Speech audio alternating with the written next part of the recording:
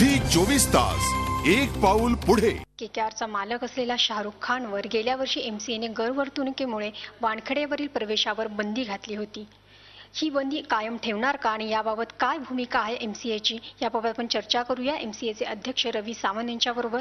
Sir, गेल्या 3-4 दिवसांमध्ये खूप चर्चा होतीये शाहरुख खानच्या स्टेडियममधील प्रवेशाबाबत। एमसीएची भूमिका कायम आहे का? ही सगळी चर्चा तुम्ही म्हणजे मीडियानेच हाईप केलेली चर्चा आहे। चर्चेत काही अर्थ नाही आहे, कारण आम्ही गेल्या वर्षी बंदी घातलेली आहे आणि ती 5 वर्षाची गेल्या वर्षी घातली असल्यामुळे सचिन सावंत असतील काँग्रेसचे किंवा मनसेचे अध्यक्ष राज ठाकरे असतील, त्यांनी असं म्हटलं की शाहरुख खान हा आतंकवादी नाही आहे, तर एक दबाव वाढतोय, तर त्यामुळे पुनर्विचार करणार का एमसीए या निर्णयाचा? मला असं एक सांगायचं आहे की त्या लोकांना हे कळलं पाहिजे की शाहरुख खानवर आम्ही आतंकवादी म्हणून ॲक्शन घेतलेली नाही आहे। त्यांनी गैरवर्तणूक केली आमच्या स्टेडियममध्ये आमच्या लोकांबरोबर, त्याच्यामुळे त्याच्यावर आम्ही ॲक्शन घेतली आहे। त्यामुळे तो आतंकवादी आहे की नाही आम्हाला माहीत नाही। त्याने आता माफी मागितली आहे, त्याला आपल्या गैरवर्तणुकीची जाणीव झालेली आहे, तर त्यामुळे आता त्याला माफ केलं पाहिजे असं म्हटलं जात आहे। तर तुमची काय भूमिका आहे याबाबत? आता ही माफी मागितली आहे तुम्हाला माहिती आहे, मला काय माहीत नाही आहे। मीच विरोध त्यांनी आमच्याशी केलेलं आहे की गैरवर्तणूक आमच्याशी प्रत्यक्ष त्यांनी केलेली आहे।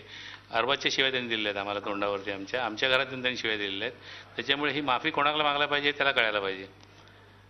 आता मी काही सजेस्ट करत नाही आहे की त्यांनी माफी मागावं की न मागावं, हा त्याचा प्रश्न आहे, पण ही माफी आमच्याकडे त्यांनी मागितलेली नाही आहे। तर हे होते एमसीएचे अध्यक्ष रवी सावंत। त्यांनी शाहरुखवरील बंदीचा निर्णय कायम ठेवणार असल्याचं स्पष्ट केलं आहे। व्हिडिओ जर्नलिस्ट अभिनवसह मेघा कुचिक, झी मीडिया, मुंबई। झी 24 तास एक पाऊल पुढे।